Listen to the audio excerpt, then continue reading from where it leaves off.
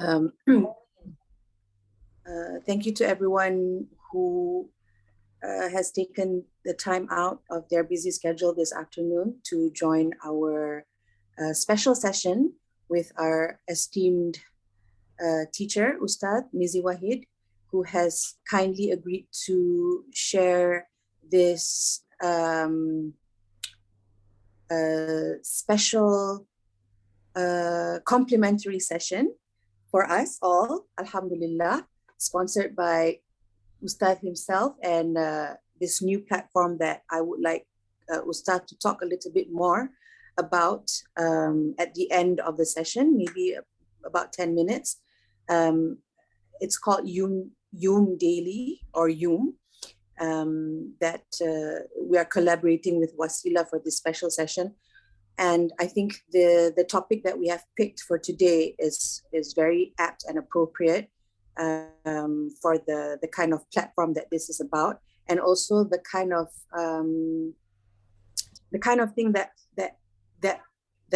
the kind of things that are important to young Muslims or young parents like myself and the rest of the Jama'ahs, inshallah, and also Ustad himself, what our worries are for our children, for the youth, for the future. So Ustad and I spoke beforehand to curate this special topic just for our Jama'ahs.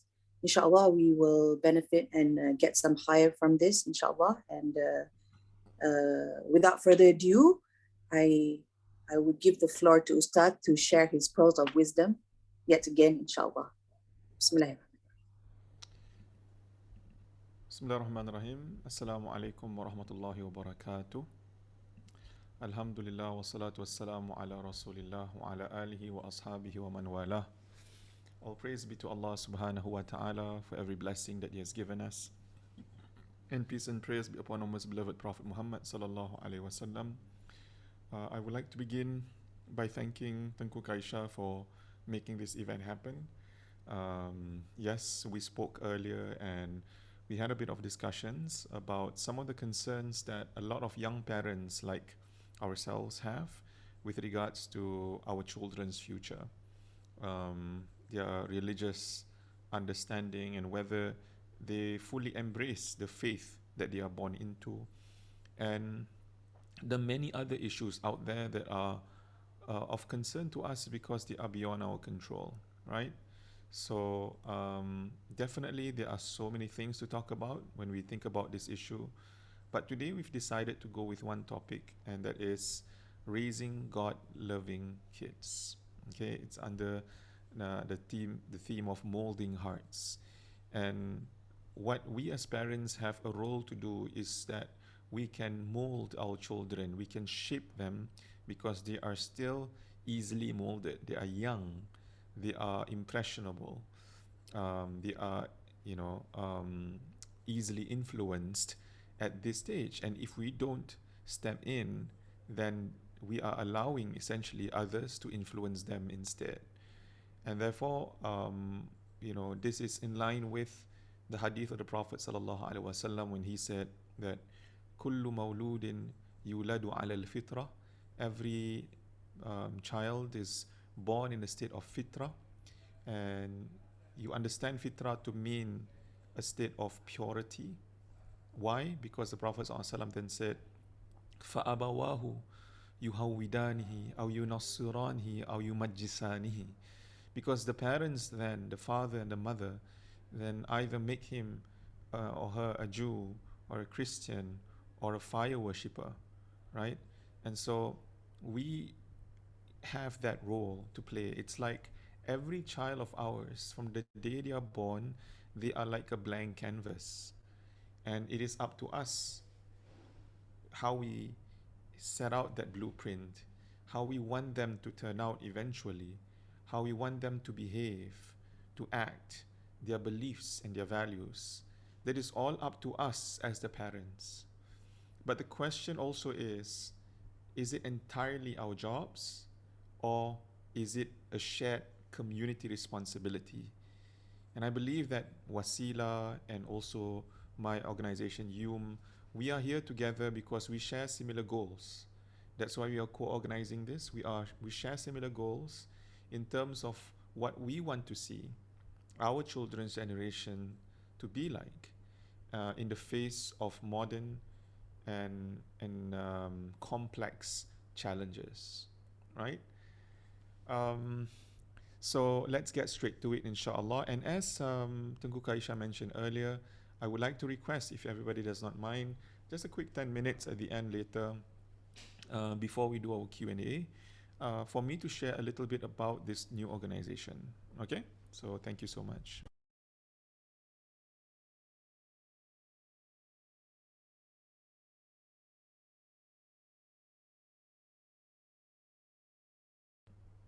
Accidentally muted myself again.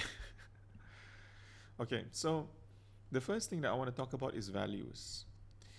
Um, I believe that every person, whether they are aware of it or not, they have values that influence their every decision.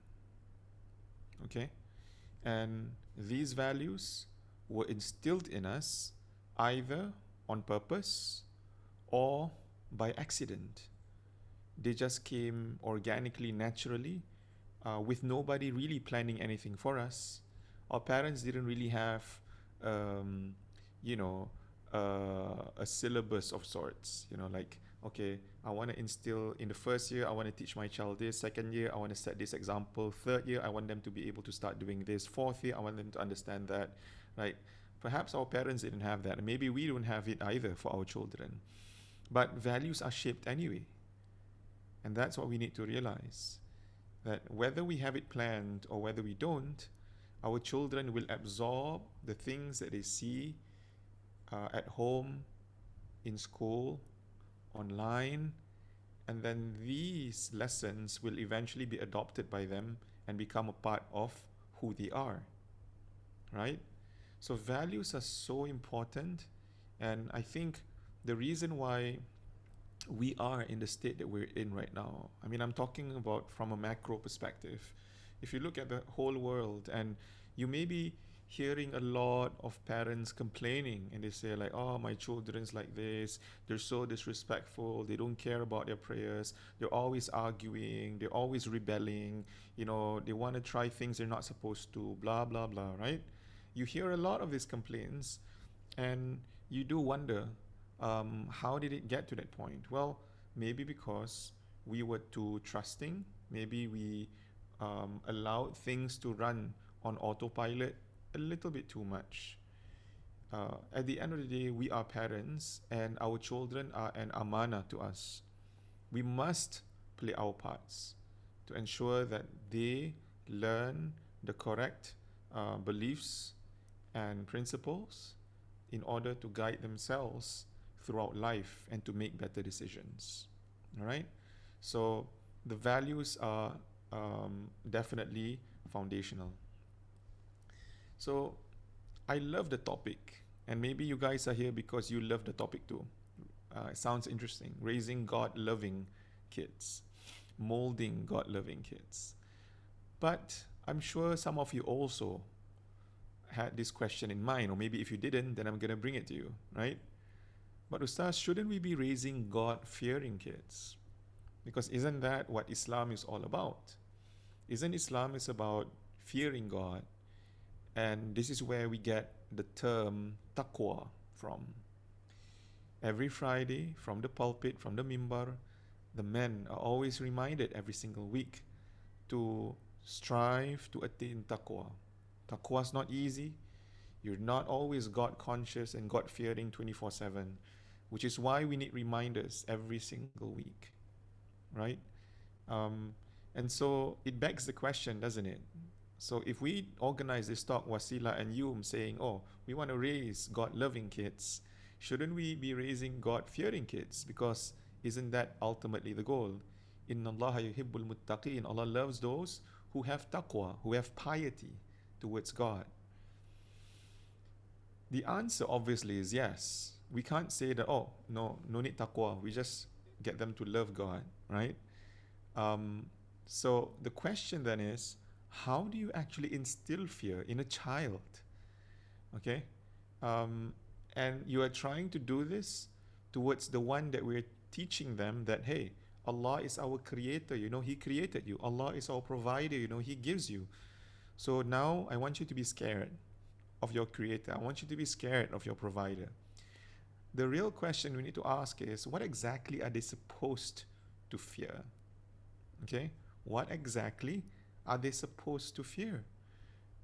There's always a reason why they're scared of something. As children, I can tell you one thing that they are generally scared of. They're scared of the unknown. A lot of us adults are still, but slightly different. When we were kids, we're scared of the unknown. If, let's say, the room was dark at night, we're scared of what we might encounter in that dark room because we have a wild imagination as a child. As an adult, the unknown lies in the future because that's dark. We have no clue and no idea what's going to happen. Are things going to get better? So we're scared of the future. It gives us anxiety. So children tend to be scared of the unknown. Yeah? So then how exactly can we teach them taqwa? In what sense? From what angle? And how do we identify exactly what those things are? So that's what we need to figure out. Now, when we are raising our children, when we're trying to teach them about Islam, about their religion, teaching them about God, teaching them about taqwa, because taqwa ultimately is when you fear God, you stay away from everything that He has prohibited, right? However, my dear brothers and sisters, my dear parents, what we'd like to think is that everything in this world is black and white. That's what we'd like to think. It's a lot more straightforward, isn't it? It's a lot more easier, isn't it? Less confusing. Everything is black and white. It's either haram or halal. It's either a must do or it's a stay away. It will either lead you to paradise or you are damned in hellfire. You either will get rewards or you will be punished. Black and white. It's the simplest way to go. It's easy to teach our children too. Why? Even in school, they're going to learn black and white. You either pass or fail. You either are in attendance or you're absent, right? Like, they've been programmed to understand black and white in most cases. However, the truth couldn't be further from that, right? Yes, maybe when we were raised as children during our time, our parents always made it clear. It's either a yes or a no. It's either halal or haram, can or cannot do. And we've began to understand Islam, our religion, to be like that. Okay? However, the truth is there is more color to life than we think. Because when we are where we are right now in 2021, with technology advancing a lot quicker than many of us would have anticipated, all thanks to COVID-19. Everything has been accelerated. All projects, all online stuff, all technology, medicine, everything. It's a lot more advanced. More movements, human rights movements and, sexual identity and orientation rights and all of these, like so many things, gender rights, movements happening all over, faster, quicker, spreading everywhere on YouTube, on TikTok, on Instagram, on Facebook. They're everywhere, right? So it's not as easy as we'd like to think. It's not as black and white as we'd like to think. And you'll be surprised to know that even though the issues are presumably new, 90% of them, but they have all been discussed in some way. Okay? Of course, the names, the labels, the terminologies are all different, but these are issues that scholars in the past have talked about. And because our Islamic education has been limited to the textbooks that we were given in our madrasas or the lessons that were confined in our own homes, whether our parents or grandparents taught us, So we didn't see the vastness and the dynamism of the Islamic faith. It is not that Islam is weaker because what you mean there's no black and white? There are certain things, the Aqidah parts are black and white, but there are many other things that are not so straightforward. And this is due to the million variables to our every situation. Okay?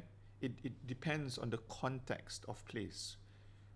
I can tell you right now that there is a big difference between living in a Muslim majority country and living in a Muslim minority country in terms of how you conduct yourself, in terms of the choices, the decisions, the priorities that you make, for sure, right? Just yesterday, Singapore announced a fatwa to help facilitate the recent announcements made by our government to allow frontline nurses to be able to wear the hijab. As previously, this was not allowed in uniformed services, you know. So nurses were not allowed to wear the hijab previously. Prime Minister announced during the National Day rally, and the Fatwa Committee made the public announcement yesterday. So this is something that Malaysia, for example, would not have to deal with because your context is very different. As a Muslim majority country, your challenges are different than ours, right? So that's a very quick but simple example of context of place. The second one is context of time. You know, like yesterday I saw the former Mufti Wilayah of Malaysia who was posting about, can you use animal organs to supplement a human body that is deformed, or you know, it has broken bones, and then you know, you replace it with animal bones and things like that. Would this have been discussed many years ago? No. There are discussions about cultured meat, you know, like can we eat mock pork, for example, like things like that, right? Nobody would have asked this question 100 years ago, yeah? But now it is a common thing. So context of time matters as well. And then there are people and circumstances, okay? People getting attacked for certain comments they make, you know, where they stand on certain issues. Our youths struggle with this, okay? Because your 15-year-old is going to go to some school out there and he's going to mix with international students. She's going to mix with non-Muslim classmates. And they're going to question them about their faith. And they're going to ask your child, where do you stand with LGBT? And then if your child does not know, because you know, parents have never taught me, I've never learned about this anywhere, even I go my madrasah, they don't talk about this. It's pretty straightforward as a no, cannot, haram, don't go near them, blah blah blah, right? It's not holistic enough to help them conduct themselves and make decisions that are based on you know, clear principles, right? So as much as we'd like to think everything is just a simple, straightforward black and white, unfortunately that is not the case. Yeah, so that there is more color, context, and variables. So just now we said that when we're trying to teach our child about God, and then trying to say, oh, there is this thing called taqwa, to fear God, then what exactly do we tell them to fear? Well, whether it is fear or whether it is love, the question really is, do they even know their creator? That is the first question. How can you love or fear anyone you don't know? It doesn't make sense. There has to be something about them that you love and something about them that you fear. So before we start reminding them daily to do things, which is very common in a lot of Muslim families, it's always about, hey, do this, solat, puasa, jangan buat gini, tak boleh buat gitu, haram, do, right? Before we tell them to do, and practice their faith, perhaps it would be time well spent and well invested if we began by laying down the foundations first. And what are those foundations? consider introducing them to the Lord and Creator that they are going to worship.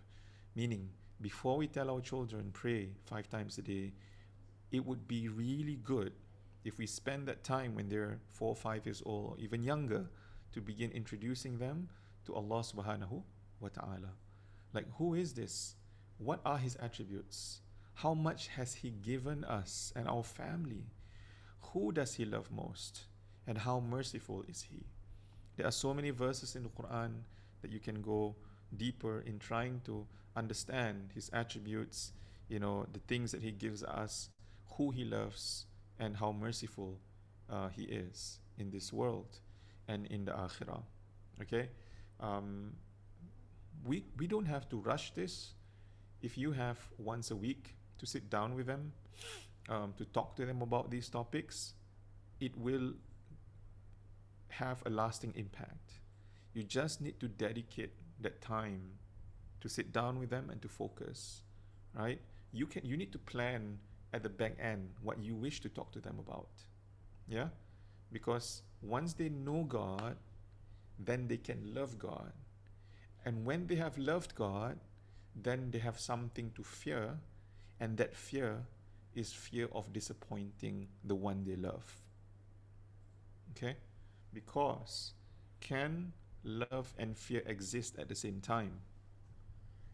I would say yes and no. They can't exist exactly at the same time. When you're loving somebody, you don't fear somebody, but they can exist in one relationship. And this relationship with your Creator, when you love Him, the greatest thing that you fear is fear disappointing Him. Okay? So you do not want to disappoint Him. Just like for some of us, we love our parents dearly, but at the same time, we fear disappointing them. With, when we were in school, perhaps fear disappointing them with our poor results, poor academic results. When we were older, we feared disappointing them with our bad decisions. Some married couples who are having a rough time in their marriage fear disappointing their parents by going through divorce, like all sorts of stuff. Yeah. So can love and fear exist at the same time? Yes. But I believe it helps to get your children to know their Creator first, to tell them how merciful He is and all the amazing attributes that He has, and then tell them that if you love somebody, would you want to disappoint that somebody? And the goal is to get your children to understand it fully and eventually say, no, we do not wish to disappoint Allah subhanahu wa ta'ala. So, my dear brothers and sisters, what I would like to propose is that we begin with the end in mind. And I'm sure you've heard that term before from Stephen Covey's 7 Habits, and very widely used in every other conversation and context, right? But I want us to begin with the end in mind by first understanding future challenges. What are the future challenges that we're going to have to deal with our own children? Okay? Yesterday I bumped into somebody whose children are all in their late 20s, mid 20s, one married or two, I don't know, graduated, working, final year uni, like they're all doing so well, 4 or 5 kids, mashallah. And I'm like, wow, I'm nowhere near that yet. My kids are all still very young. But he said, enjoy your time, because when they're all grown up, one of the things he said, they're gonna have a mind of their own. They're gonna have a mind of their own. Their own ideas, their own dreams, and so it's important for us to understand what are the future challenges that we're gonna face, future challenges that they're gonna face as a young person in this world, in this modern world. Okay, the first thing is something that will surely happen. It's unavoidable, and that is puberty. Okay, so going through hormonal changes, making sense of their feelings and thoughts, and then how it aligns with their religious values. If they feel a certain way when they look at somebody of the opposite gender, for example, how are they supposed to make sense of those feelings? These are things that perhaps they will not get from anywhere else. Like a lot of children in the past just figured it out themselves. Sometimes they got confused. Sometimes they transgressed certain values. And some of them are just clueless till today. right? Nobody ever actually took the time to sit down and speak to them about these issues, like what's going on in their body, uh, what is this thing that they're feeling, this funny tingling feeling on the inside, all of these things. How can we be there for them as their parents in these confusing times for that child? Okay. Now, the second one is intellectual growth. And intellectual growth is a blessing. No parent would say, I want my children to have a very simple mind, whatever that means, right? Um, Intellectual growth is something that all of us want. We want to send our children to the best schools. We want them to do well in their studies, right?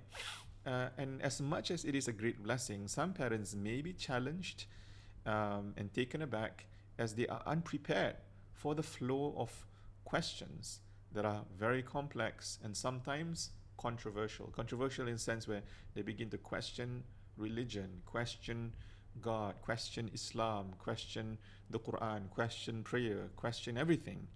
And it can be quite controversial from our perspective, from our point of view, but to the child, it's just an honest question. And they who may then by then be studying in colleges and universities where this sort of dialogues are happening every day for them. They mix with friends who talk about this stuff. They watch content on YouTube and other social media platforms where these things have been discussed. And so they'll find it quite odd that when they go back home and they ask their parents about it, they get scolded. Don't ask that. It's controversial. That's blasphemy, and so on and so forth. So then you're like, huh? Why can't I just ask? It's a genuine question, right? So um, this is what I mean by begin with the end in mind. If you know that your child will one day present to you all these challenging questions, how can you today, as a parent, as a husband and wife, prepare for those times when they come? Who's going to be doing all the answering, right? How are you going to help them? How are you going to help yourselves today? Okay, by attending more classes, obviously, that's definitely it, right? You need to prepare by attending more wasila events for sure. When you are confident with your own faith, with your own beliefs, yeah, your akida, why you do what you do, when you're more confident with all of that, then it shall become easier for you to then deal with your complex questions. The third thing is friendships. Now, friendships and their social circles, the truth is, as much as now, if our children are still very young, we can still monitor them pretty much, right? Almost as good as 24/7. Um, the moment they have access to gadgets, we have less control. Why? Because they they do whatever they want, right, with their gadgets. Unless you have control over how much they can use, you have control over what apps they can and cannot use, and so on and so forth.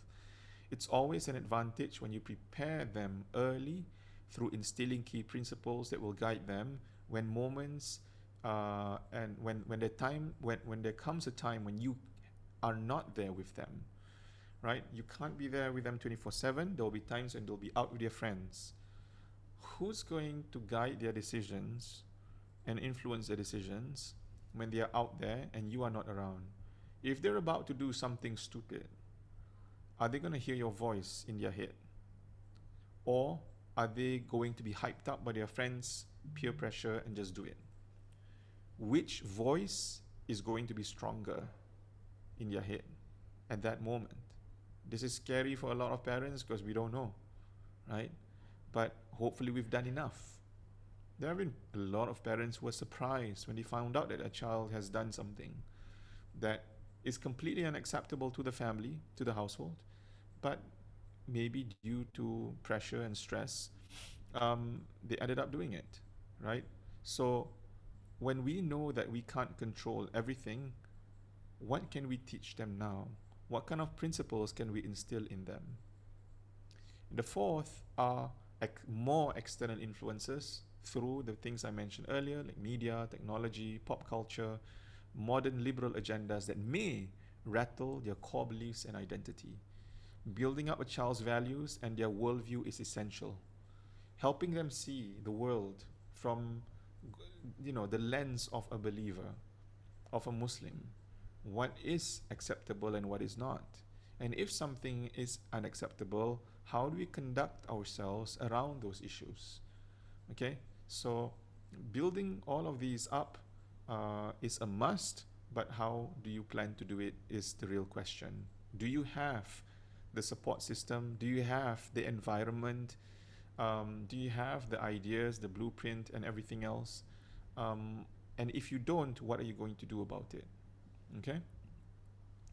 So allow me to share very quickly, you know, how is it like for us to raise our children from infancy all the way when they are a young adult? And you can find a chart that is similar to this in many other places. You can Google it, but I've simplified it like this. So between the ages of 0 to 7, especially when they're younger, like 4 or 5, a lot of time is dedicated for play. And I think that's a really good thing. I think children should be allowed to play because they learn most through playing compared to sitting down and doing homework, for example, right? More play. They learn a lot about themselves, their abilities. They learn a bit of socializing if they're with friends and cousins and their own siblings. Play, okay? And we should be involved in their play, okay? Set good examples is another one. They're so fresh, they're so pure, like the hadith earlier that I quoted about, they're like a blank canvas, fitra, al-fitra. And so when you set good examples, they absorb and then they emulate and they follow in your footsteps. You are the first role model for your children. So when you exemplify good behavior, good character, kindness at home, respect towards each other, these are all things that they will learn and they'll pick up, and they will inshallah follow suit. When they enter the next phase between the ages of 7 to 10, 10 to 14, there's a lot of questions as to why, why can we do this? Why can't we do that? Why do some people do this? Why do non-Muslims do that? Blah, blah, blah. There's a lot of that. We need to reason with them more because there's a lot of why questions that are a lot more difficult. Below 7, they'll still ask why, but they may not fully appreciate your answers yet, right? You may try to explain to them. You sometimes get a bit stuck too, like either you don't know or you don't know how to say it in a language that is understandable for a 4-year-old, right? And even if I explain to you now, would you even understand? Like, that's what's going through your head, right? I'm sure. So when they're 7 and above, that's when you need a more proper and more structured responses. Okay, so reason with them and then teach them. This is where you start sending them for classes, belajar agama, belajar mengaji Al-Quran, teach them more. Okay, this is when they can really learn, pick up bacaan-bacaan dalam solat, all of these things, teach them. Yeah, that's why the Prophet ﷺ said in hadith, Muru awladakum bis salati wahum abna'u sab'in. Instruct your children to begin praying when they are 7 years old. Wadribuhum wahum abna'u ashrin. And you can reprimand them, beat them when they are 10 years and above, right? So, you need to start teaching them, or else they don't know what to do. They don't know how to do what they need to do. So that is the time frame for you to reason and teach them. As they get older, when they become a teenager, they begin to have their own, have a mind of their own, right? Show interest in what they like. By the way, that's 14 to 21. The one is missing. So show interest in what they like. If they love art, show interest in art. If they love baking, cooking, show interest in that. If they love sports, show interest in that. If they love gaming, show interest in that. Showing interest may mean that you are very hands-on and involved, or it could simply mean that you care, that you ask about the things that they love, and you listen when they talk to you about these things. That's how you befriend your child. That's when they start seeing you as somebody who's safe for them to talk to. Okay, if they have problems, they will talk to you, right? And lastly, when you have developed all of these foundations, and as you can see, it's not easy, when they are an adult, you can advise them every now and then. And hopefully by then, they are very receptive to the kind of nasiha and advice that you would like to give them. Okay? So, all of these that we do step by step from one level to the next, from one stage and phase to the next one, every element that we insert, whether through play and good examples, reasoning, teaching, and all of that, must have the element and the ingredients of knowing God and loving God, and then what to fear. Okay? So they can be extremely subtle, but they are delivered nonetheless. The messages are clear along the way. Okay? So before we go for Q&A and before I present to you what you've been seeing this logo in every slide, right? Young Muslims. I'll need 10 minutes to share with everybody if you don't mind and seeking your support. I'd like to share with you a particular hadith where the Prophet ﷺ said, ثلاث دعوات مستجابات لا شك فيهن دعوة المظلوم ودعوة المسافر ودعوة الوالد على ولده. There are three supplications the Prophet ﷺ said that will undoubtedly be answered. La shak, no doubt. The supplication of an oppressed person, the supplication of a traveler, and lastly, the supplication of a parent over his child. So if you are worried about your children's future, pray for them, make dua for them. You're not going to see results showing immediately. Your child still has their whole life ahead of them. But if you plant the seeds of faith by putting in the efforts of teaching them, guiding them, and so on and so forth, and accompanying all of those efforts with dua, then inshallah the future will be bright and will be safe. Ameen. Okay?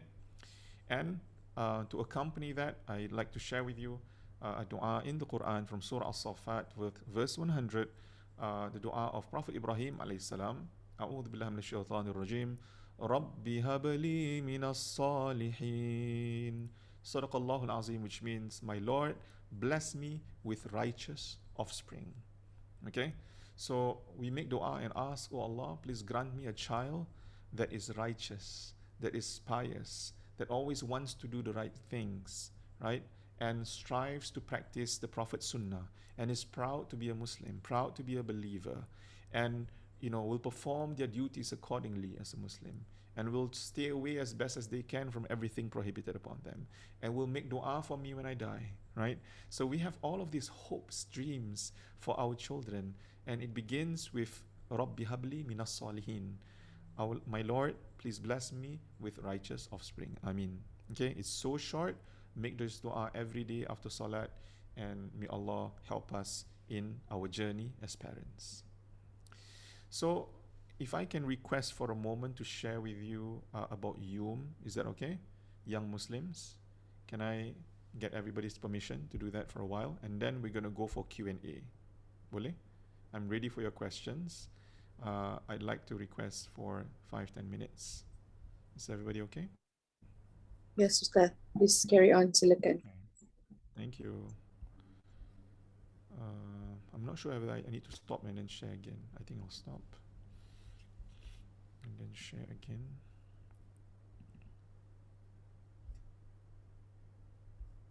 Okay. Can you see this one? Kaisha, can you see the slides? Can anybody see Hello? Yes. Yes? Okay, can. Okay, so I hope you guys can see this clearly. So, last year, I started this with 2 partners with a very clear mission in mind and driven by events that are close to our hearts, right? We've been observing what's available out there, and we've been taking note of the problems and issues that have been surfacing a lot. And we realize that when it comes to Islamic education, there are plenty for young children, untuk anak-anak ramai, small, under 12 years old, a lot, plenty. There are also a lot of programs for adults above 18. In fact, many of them are actually above 21 or above 25. But there is a group that is being neglected. Okay? They're not getting enough, and yet they are the ones who need it the most, we feel. Because most of the societal problems that are often raised by community leaders, by government sometimes, is the problem of our youth. So we didn't want to continue to be the ones who blame. We wanted to do something about it. And I've counseled even parents who ask me to talk to their 15-year-old kid who is questioning their own faith, one-on-one counseling and things like that. So they are very, very fearful, right? So in the end, we decided to launch YUM around September or October of last year. So it's been a year, okay? YUM is a movement to keep our youth connected in a world that is filled with confusion and misguidance. When I say connected, it means connected to their deen, connected to Islam, connected to their faith, okay? Because it's so much easier to be disconnected in today's world. So YUM is short for Young Muslims, okay? And I'll tell you more about it. So it's a safe online space, okay, that gives room to the voices of young Muslims who are still exploring and are curious about their personal identity. Our hope at YUM is to create a kind and conscious community that seeks and shares knowledge, supports dreams, and inspires good behavior and actions. What you see in the video here is our platform called yum.life. It's a virtual community where youths contribute articles, photojournals, and share their reflections, thoughts, and ideas.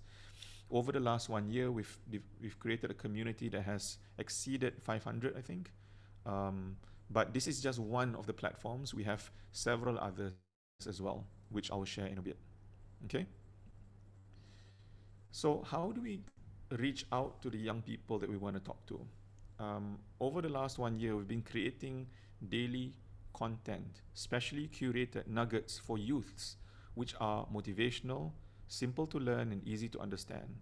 Sometimes short du'as, sometimes we remind them about significant Islamic events like Isra and Mi'raj to prepare them for the entire month of Ramadan, and so on and so forth. We do this mostly on Instagram, where the content is quite interactive. And we also recently launched our own Telegram channel for young people. And so in this Telegram channel, we send out loving and practical reminders and affirmations to help them get through the days. What we noticed since we've launched it is that as much as we have our own plans, like, we want to teach them this and that and this and that. We have a curriculum, everything set. But our young people today are living at a time where they are constantly comparing themselves with others. They may be growing up in a broken family. They may have suicidal thoughts and tendencies. They may be going through issues with their parents, like so many issues. We need to balance it a bit. So that's why we have all of these reminders to help remind them that it's not as bad as it is. There are things to be grateful for as a Muslim, as a young person, that they are strong enough to get over their challenges. And that's the kind of balanced messaging that we've been creating over at YUM, okay? We've also recently launched its own podcast, the YUM Matter podcast, okay? So it's a wordplay of YUM, the YUM Matter podcast. I think we've had at least 10 episodes or more, if I'm not mistaken. And the whole idea of the podcast is to connect with unique young Muslims. So the guests on the show are all also young Muslims, for them to share their everyday stories. Some of them are business owners, some of them, are specialists in particular fields, They share about their dreams, their struggles, and so on and so forth. The idea also is to give them that platform so that their voice can be heard. Okay. We also have a TikTok account, and this is absolutely necessary because we know that the majority of our youth are gravitating away from the other social media platforms towards TikTok. Okay, so Tengku Kaisha, I hope you have a TikTok account, ya. Kalau tak ada, then kita sekumpulan. Okay, so we have moved to TikTok as well. We recently hired somebody to create content on a part-time basis to support with our TikTok growth and how we can reach out to more people. Okay, so these are the ways that we reach out.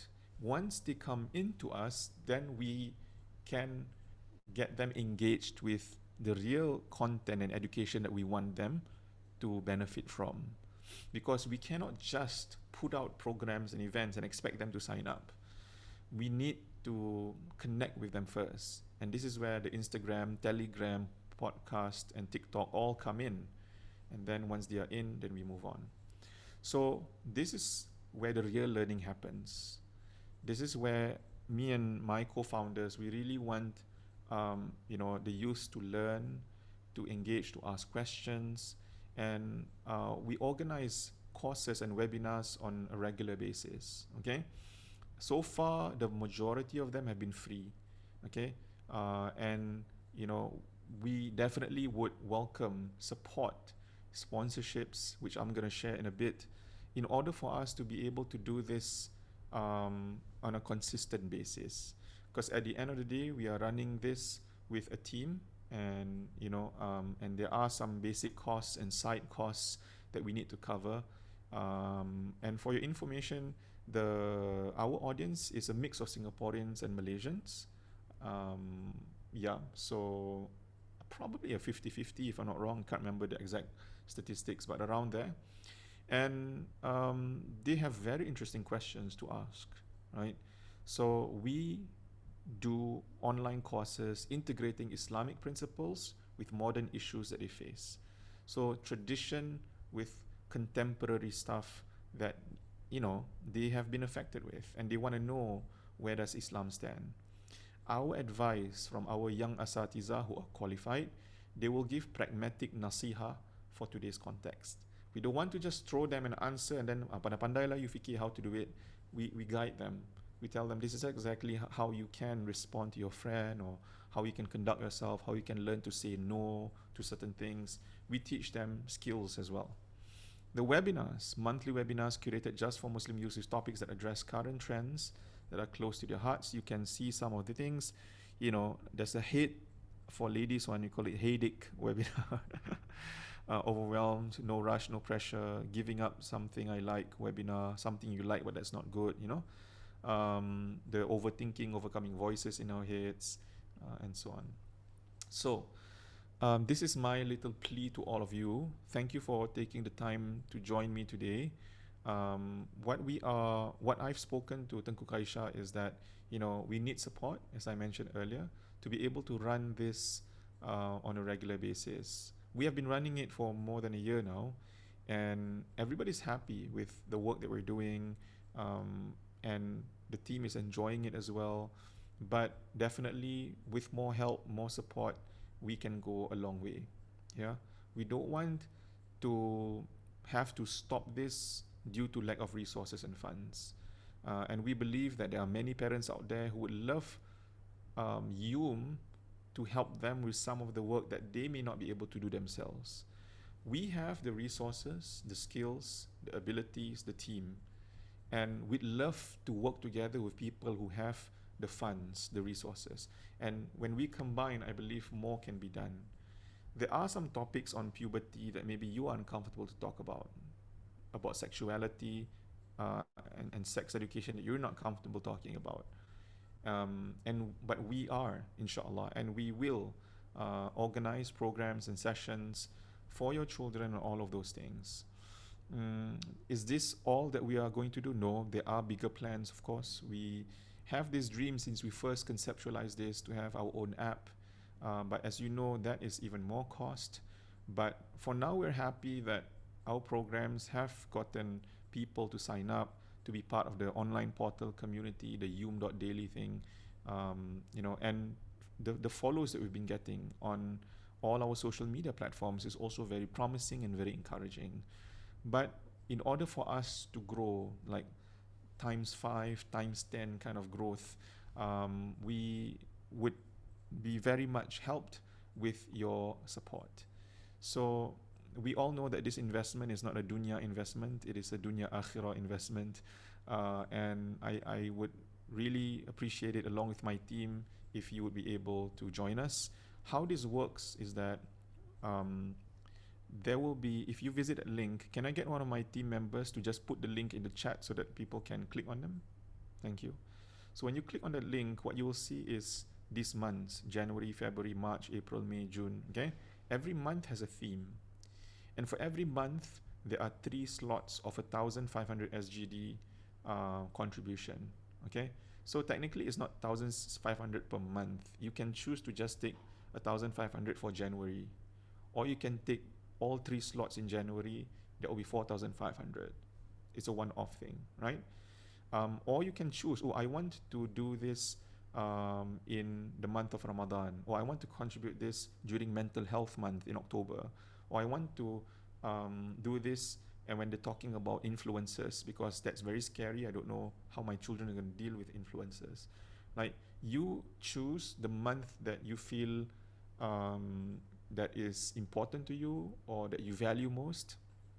By all means, go ahead. And we can always talk later about, oh, Ustaz, if I sponsor, can you do a shout out for my organization because we're doing something else pula? By all means, we can do that for sure, right?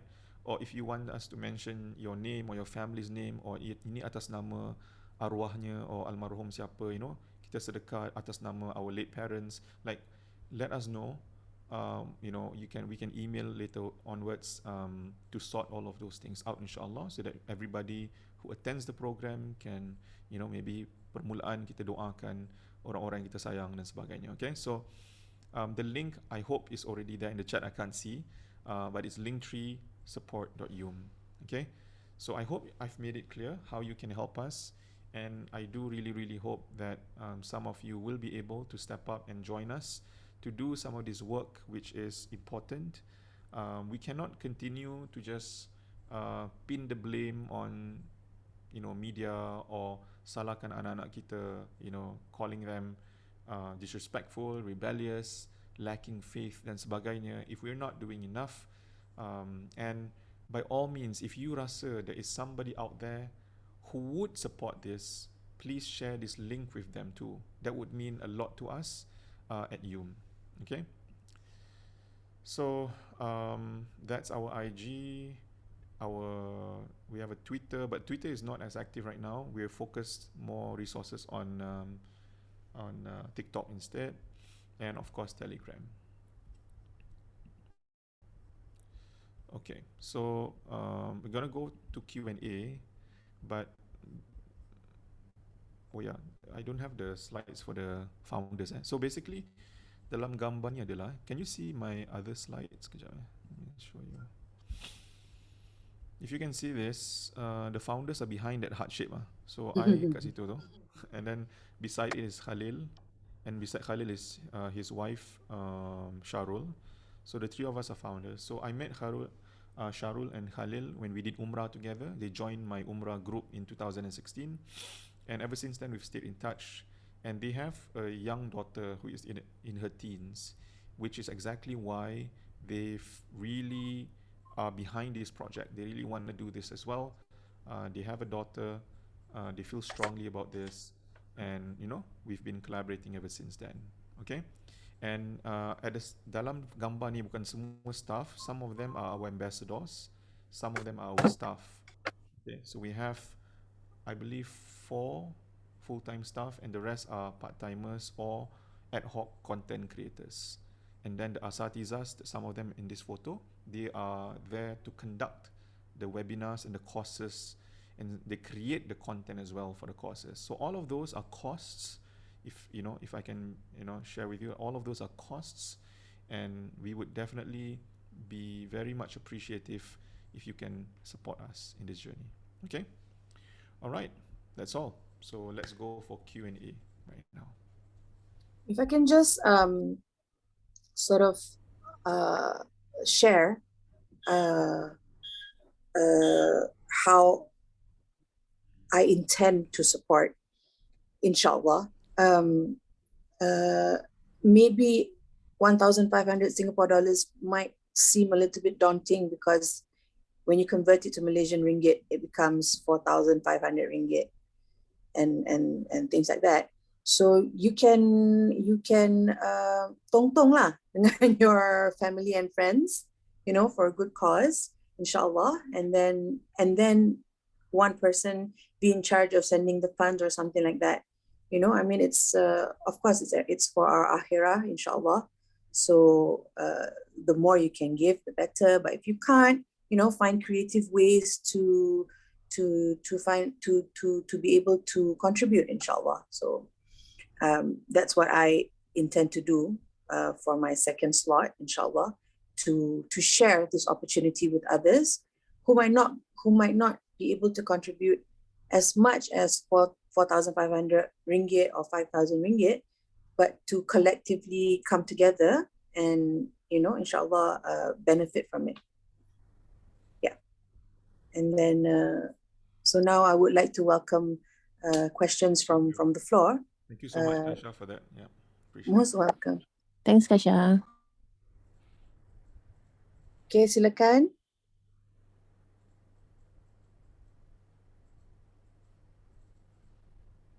Your questions, ladies, gentlemen.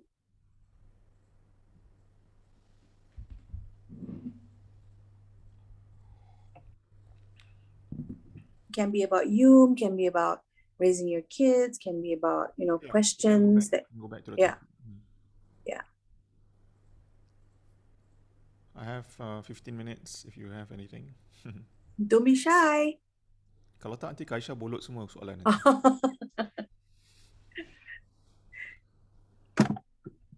I'll stop the slides. Actually, Ustaz, this since no one's asking anything yet, this dua for our children begins even before their existence, even in our womb, right? So for expectant mothers. Can I tell you that even before my daughter, my first one, was born, I was already reading it. Before we conceived, yeah. Subhanallah. So you can even you tak ada anak lagi, tapi you ada niat nak ada anak, you boleh start making dua for them already. Subhanallah. That's beautiful. So the little story is that my wife and I, when we finally wanted to have kids, we struggled a bit. Doctors say it's impossible. I wrote this in my book, Call Upon Him. But I practiced two du'as lah. This one, and the other one is Rabbi habli min ladunka dhurriyatan tayyibah innaka sami'ud du'a. Also in the Quran, which means, my Lord, grant me from you good offsprings, dhurriyatan tayyibah, zuriat yang baik. Innaka sami'ud du'a, verily you are the all listening to all the pleas and prayers. So you repeatedly make these two du'as. Walaupun belum ada anak, to me, you are planting the seeds way ahead of time. Because Nabi Ibrahim alayhi salam, before he had a child, he tried having a child for a long period of time. Some say he only finally was conceived when he was close to 100 years old. So can you imagine the amount of time he had to pray for a good, righteous, pious child? So we should also start doing that. So whether you don't have a child yet, or whether you're expecting right now, or whether your child is already 10 years old, alamak Ustaz dah terlambat. I know it's never too late. You can always make dua for them. Inshallah, inshallah. Ladies, gentlemen, questions, please. Jangan malu. Semua tengah sambil-sambil tengah masak ke, tengah makan lunch ke apa ni? Maybe they still have their mouths full. Okay, there's one in the chat. Not really a question, but just want to share my recent experience with my 4-year-old son. My first child passed away 3 years ago, And now my 4-year-old has been asking, where is Abang? Why did Abang die? Wow, it's really hard, Ili, to to even hear that question, let alone figuring out how what to say. Yeah, I mean, I would say the same sometimes when if your child keeps asking, I'll probably just say I don't know, you know, because I'm dealing with my own grief, right? It's really hard to respond to that. But I guess at some point, what a lot of orang kita and we like to say sebab Allah sayang dia, right? Because Allah loves him, and that's why Allah lent him to us for a while, and He's taken him back. But inshallah, one day we can be reunited once again. Okay. The beautiful thing about this tragic loss of a child, I'm not trying to say, oh, there's a good thing, but there is. In Islam, there is. And it will make some people envious of you, Ili, the position you're in. Because anak-anak ni who pass away at a young age, they will wait for us in Jannah, in the hereafter. They will wait for us in Mahshar, sorry. And they will pull you, they will look for their parents. And they will, because of your patience and dealing with the grief with acceptance and ridha, that could be a reason for your entrance into Jannah. So that's what makes some people envious. Like, mashallah, you went through so much. We don't envy that.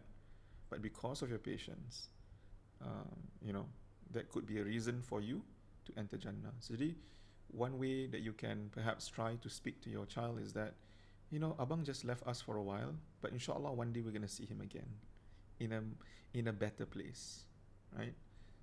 And hopefully their young minds at least will be satisfied with that answer for the time being, until of course they bring it up again when they're much older, perhaps. Wallahu alam. I had the same experience with the miscarriage. Last year, when my kids already knew I was pregnant, and then suddenly they were like, how come you're not pregnant anymore? So I just said, Adik is in Jannah, and then inshallah, if you guys are good, that's why you have to be good, because you want to see Adik in Jannah. So it was hard because the younger one especially, he I thought he understood it the first time, but then he asked a few times again. And of course, you're sad, but at the same time you yourself want to move on from the grief. But then you have to like be strong and like try and answer it in a simple way without too much emotions. Mhm. But Ili is a friend of mine, and inshallah, I mean to Ustaz Dua about everyone reuniting in Jannah. I mean, inshallah. Other questions? Oh, very long. Would you like me to read it, or would I'll you? read it, yeah. Okay, sure. Assalamualaikum Ustaz. I lost my husband last year due to a sudden heart attack, and my children were 8, 12, and 14. I'm sorry for your loss. While I am trying to fulfill my responsibility as a single parent and trying not to make them feel lacking of care and attention, sometimes I have my own weaknesses too. Sometimes I'm too tired with my work, my role at home, ended up getting angry at them. When that happened, the children will say they miss daddy and that I don't love them. How do I manage this? I'm so sorry to hear this, Rajas Fariza. Um, wow, it's difficult, You lose your spouse and you have to manage everything now on your own. And you are only human, you'll be exhausted, you'll be tired, you'll be stretched. And there will be some days when you're not going to be the best mom in the world, and you're not going to feel that way either. But you're trying your best. And your children, they don't mean it when they say it, and I'm sure you know that, but they too are frustrated with something, and they may blurt out uh, that kind of a statement. Um, and it is hard to take, it is painful, but it's not the truth. And I guess if you just remember that it's not the truth, that's not how they really feel about you, it's not that they rather have your husband over you, I think it is partly their way of dealing with grief too, that they miss their father, just like you miss him, you know. So everybody is still healing from the loss. That's my, that's how I look at it. And when everybody's stressed up, tired, exhausted, we say things that are hurtful unintentionally. It's important to quickly forgive, um, and then pick yourselves up once again. Sit down and have a conversation and let them know that you understand what they're going through. For your older kids, I'm sure you can explain to them that you are trying your best. It's not easy. Previously, there was mommy and daddy. Now it's just mommy doing everything. They are at that age to 12, 14 that they begin to uh, be slightly more challenging, right? I don't know what the right term is. Sometimes it may seem like rebelling. Sometimes it sounds like disrespect. But they're just at that phase. We've all been that age before. We know, right? We know what what they're what they're thinking. Um, so I would advise you to just be patient and ask Allah to grant you strength and wisdom to be able to carry through all of your responsibilities well in the years to come, inshallah.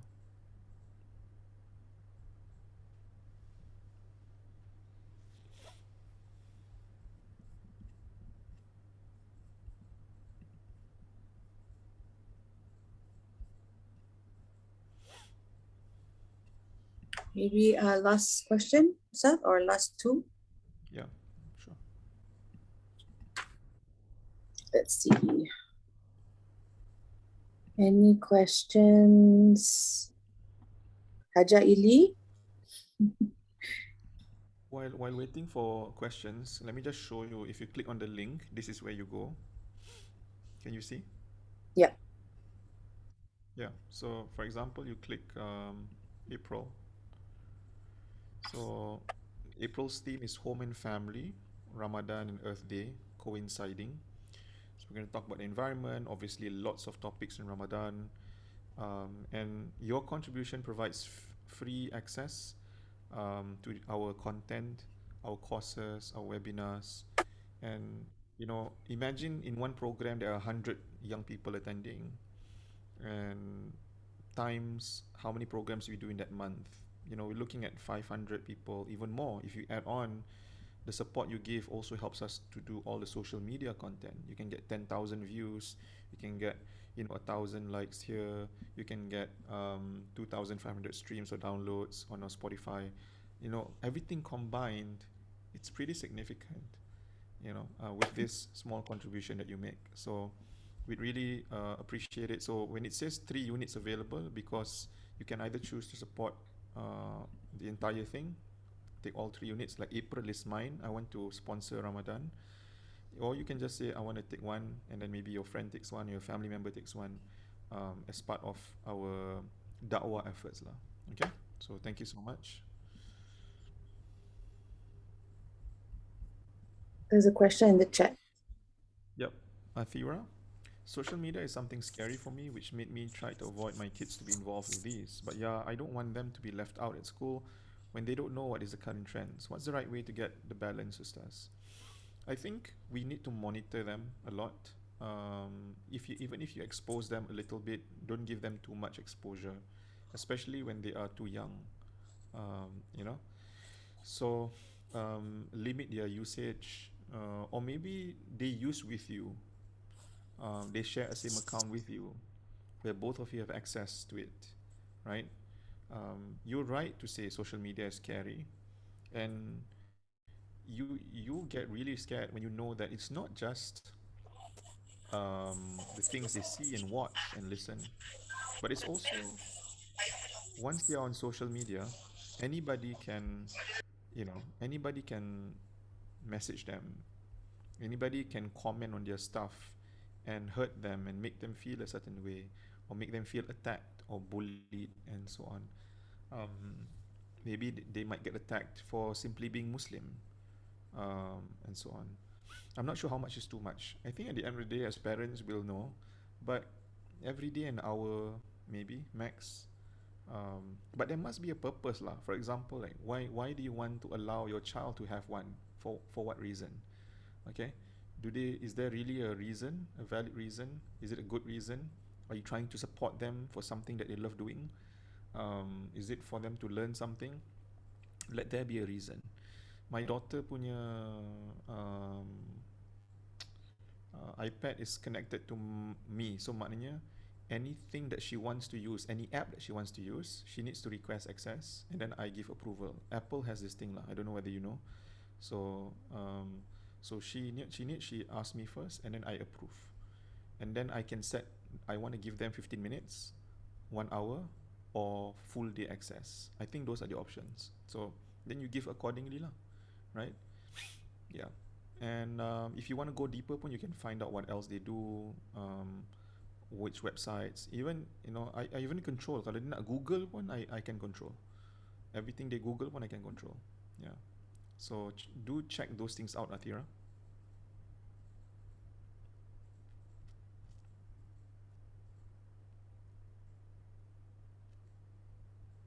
Oh, Diana. Very interesting. Yeah, I'm not surprised that a 13-year-old is able to do that, because I'm sure there are 10 and 11-year-olds already doing that. Yeah. Um, it's scary. Maybe you are a bit surprised, and it's a mix of emotions, and surprise, scared, um, and frightened, sad, a bit disappointed. Macam, why can't she just talk to us directly? Why does she need to have his, close friends thing, to others? I can go deep with this lah, tapi it might take a long answer. Tapi sebenarnya we if your child is already 13, it's a bit hard. Tapi kalau you masih ada anak yang muda-muda, I think what we need to do is to make sure that your children are comfortable coming to you, talking to you about anything. We need to make them feel comfortable. And we make them feel comfortable by not judging them if they ever bring anything up to you. The reason why a lot of children are scared to be open to their parents is because they were once very open and honest, and then their parents overreacted or scolded them or made them feel bad. And that's when they're like, oh, I think it's not safe. My parents would never understand. And that's why your children are avoiding talking to you. Okay? So in your case, Diana, what you can do is to rebuild that friendship with your child. Okay? So macam mana kita nak buat kawan, just now I showed in that pyramid, you need to show interest in what they're interested in. It starts from there. You need to also share your own experiences as a young person, because at the moment your daughter feels like my parents don't understand what I'm going through.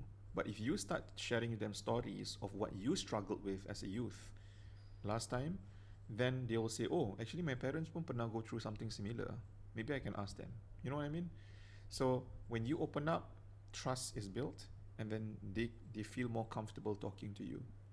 I hope that helps, Diana.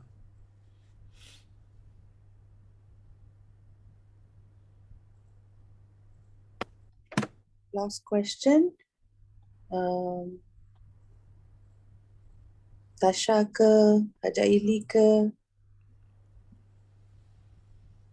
Ada? Tak ada?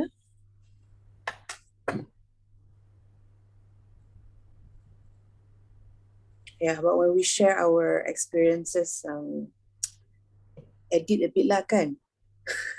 We don't want to overshare our wild days. Nanti dia ingat, oh mak bapak I pun buat juga. Saya boleh buat. Of course.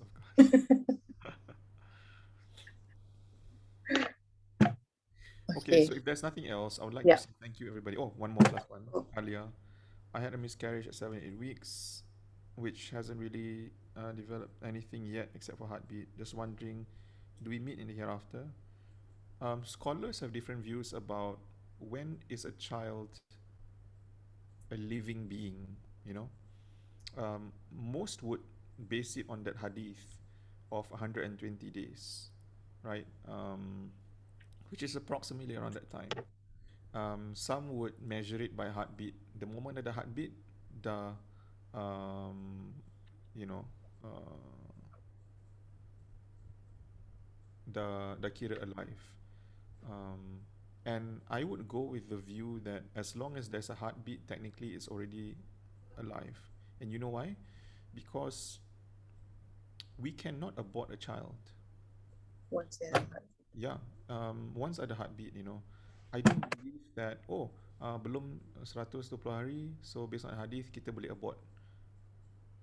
I feel you are aborting a living being already, kan? So baru sebulan, baru 2 bulan kita nak abort. Tak boleh. And so if that is not permissible, then I believe that that child is already alive, in my humble opinion. I may be wrong, but I'd rather take the safer approach. And for this, I would say, Alia, insyaAllah kita doa, mudah-mudahan, there is a way, there is a chance you can be reunited with your baby. Okay? Okay, so thank you so much, everybody, for your time and for your attention. I really appreciate.